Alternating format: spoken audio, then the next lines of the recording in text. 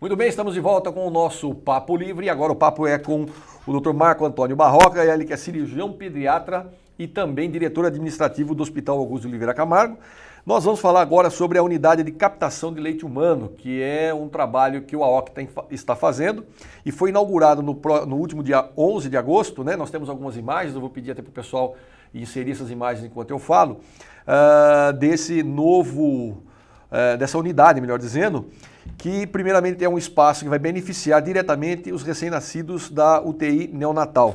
Doutor Barroca, obrigado pela participação. Prazer é meu. Conta pra gente, é uma parceria do AOC com o Rotary, é isso? É uma iniciativa do Rotary Club. Em Indaiatuba faz hoje mais ou menos no hospital 180 a 200 partos por mês. Tá? Puxa. E sempre tem uma taxa de recém-nascidos prematuros. Então você imagina uma criança que nasce com 800 gramas, 1 grama, ela não está pronta ainda para nascer.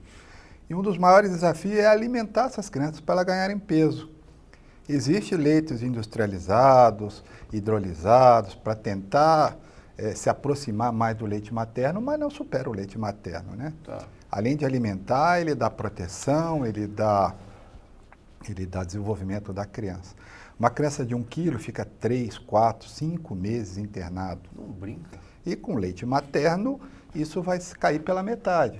Então a expectativa é que ela, um mês, 2 meses, ela consiga, com melhor qualidade, ganhar peso suficiente para ter autonomia, para ter alta do hospital, e aí proteger das infecções, evitar enterocolite, que o aleitamento artificial não consegue proteger.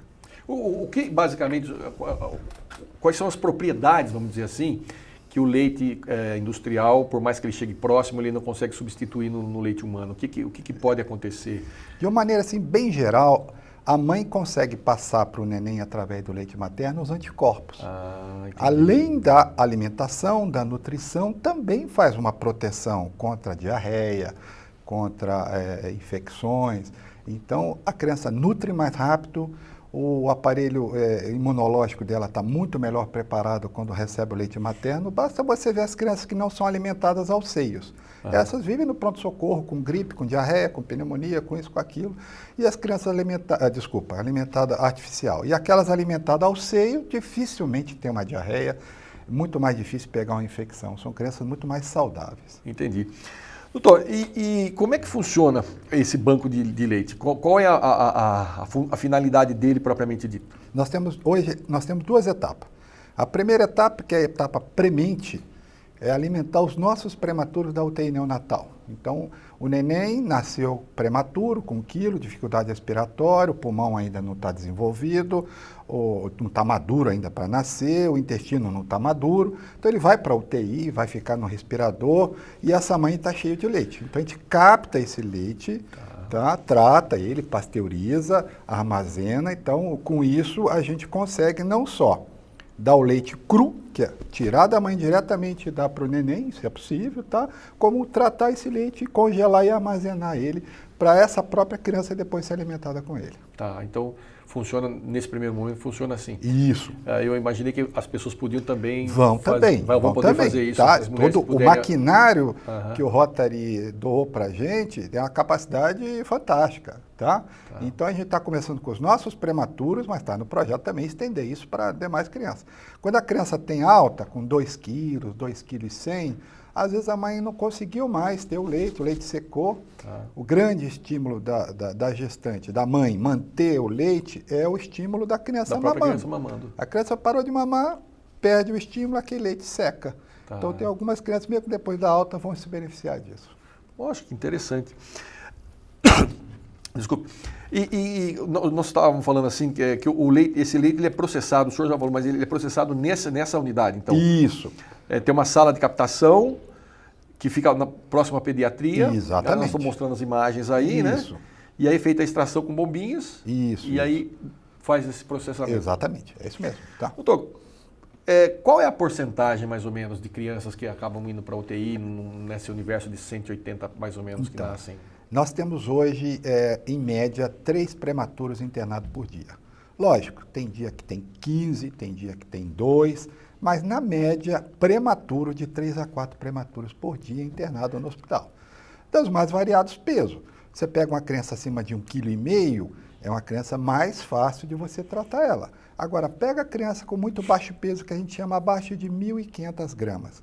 Aí já complica bem. Aí ela já está mais sujeita a ter várias complicações respiratórias, entendeu? Então, desses 180 partos mês, a gente pode umas 16, 18 admissões na UTI, tá? Mais graves e menos graves. Nós estamos falando mais ou menos de 6 partos por dia, seria isso? Não, na média? Do hospital? Não, mais ou menos. Mais dá ou menos mais. na média, dá um 8, pouco mais. 9, né? Dá mais. Tá. Varia, lógico, não é, período, não é né? exatamente absoluto, Tá. mas em média são isso.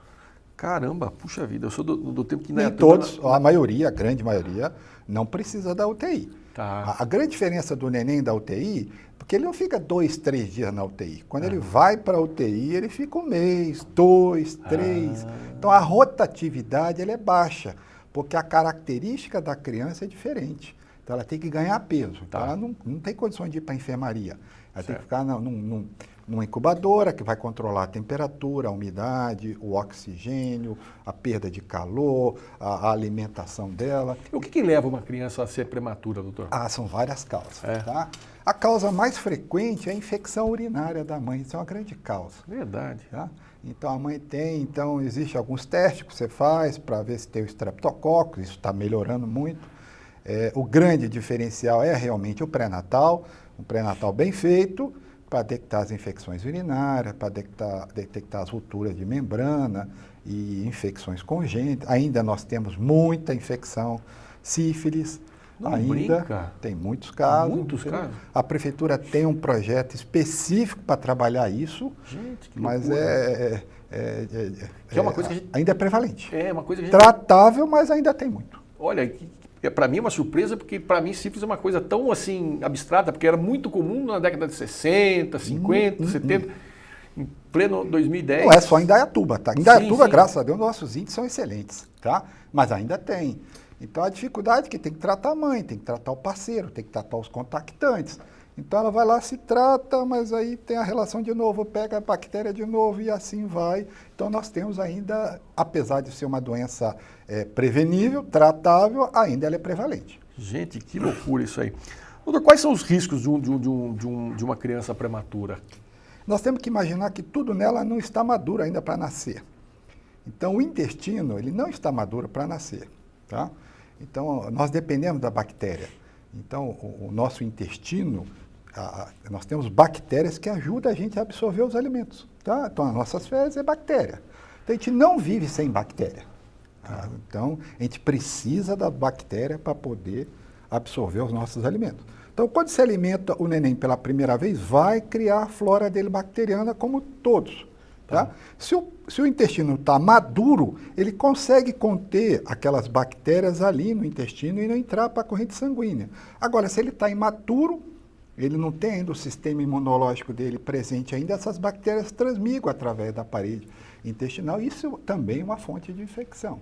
Gente, que então, loucura. Inflamação, o intestino não está pronto ainda, ele não amadureceu de uma maneira muito grosseira, pelo amor de Deus, mas você imagina uma fruta que ainda está verde. Tá. Às vezes ela amadurece, às vezes não. O neném também, ele está verde ali. Nós temos que ajudar ele, dar tempo para ele ganhar peso, para ele amadurecer forçadamente o intestino dele, o sistema imunológico. Aí está sujeito à infecção, mesmo tomando todos os cuidados do mundo. Então, agora, uma curiosidade. O senhor é cirurgião pediatra. Eu fico imaginando aqui como deve ser complicado fazer uma cirurgia num recém-nascido, por exemplo. Sim, sim. E a criança tem uma vantagem, que ela tem a recuperação melhor, vamos dizer assim, a cicatrização, tá? Mas lógico que todo tem os seus desafios, principalmente no prematuro. Esse é o grande desafio, é o grande diferencial. A criança maior, ela já se comporta um pouco mais como um adulto, mas o diferencial é a criança até 1 mês de vida, que não está ainda com o sistema todo imunológico dela desenvolvido. E existem casos em que há necessidade de fazer uma cirurgia? Com certeza, é muito frequente. Assim. É mesmo? Muito frequente. Existe a enterocolite, que é própria do prematuro, devido a essa imaturidade do sistema digestivo, a infecção fura o intestino. Aí você tem que fazer uma cirurgia para tentar prevenir aquilo, entendeu? Então é muito frequente. A UTI neonatal Vira e mexe, nós temos que operar as crianças. Sim.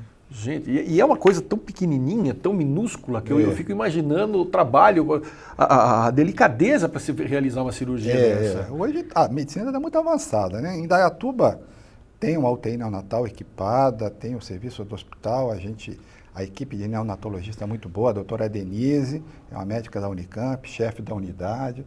Então nós estamos bem servidos de UTI neonatal em Indaiatuba. Isso é uma boa notícia, por outro lado, né? Saber que a gente tem uma equipe que atende muito bem a demanda. Falei aqui com o Dr. Marco Antônio Barroca, ele que é cirurgião pediatra, diretor administrativo do Hospital Augusto Oliveira Camargo.